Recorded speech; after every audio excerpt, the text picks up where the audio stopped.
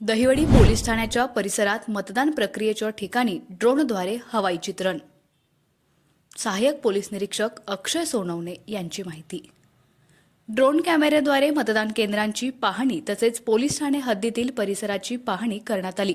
दहिवडी पोलिसांच्या कार्यक्षेत्रात कोणताही अनुचित प्रकार घडू नये यासाठी सातारा पोलीस अधीक्षक समीर शेख, अप्पर पोलीस अधीक्षक वैशाली कडूकर, उपविभागीय पोलीस अधिकारी अश्विनी शेंडगे यांचा उपक्रम यांच्या संकल्पनेतून सहाय्यक पोलीस निरीक्षक अक्षय सोनवणे यांच्या मार्गदर्शनाखाली मतदान प्रक्रियेच्या परिसरात ड्रोनद्वारे व्हिडिओ चित्रण करून यावर आळा घालण्याचा प्रयत्न केला। विधानसभा निवडणुकीच्या अनुषंगाने मतदान प्रक्रियेमध्ये अनेक वेळा वारंवार गैरप्रकार घडत असल्याचं निदर्शनास आलं होतं। यामुळे कोणताही गैरप्रकार न घडता मतदान प्रक्रिया शांततेत पार पाडण्यासाठी सातारा जिल्हा पोलीस अधीक्षक समीर शेख यांच्या संकल्पनेतून दहिवडी पोलीस ठाण्याच्या अंतर्गत कोणतेही गैरप्रकार होऊ नयेत यासाठी परिसरात हवाई चित्रण करण्यात आल्यानं परिसरात कोणताही गैरप्रकार घडत नसून मतदान प्रक्रिया शांततेत पार पडत आहे।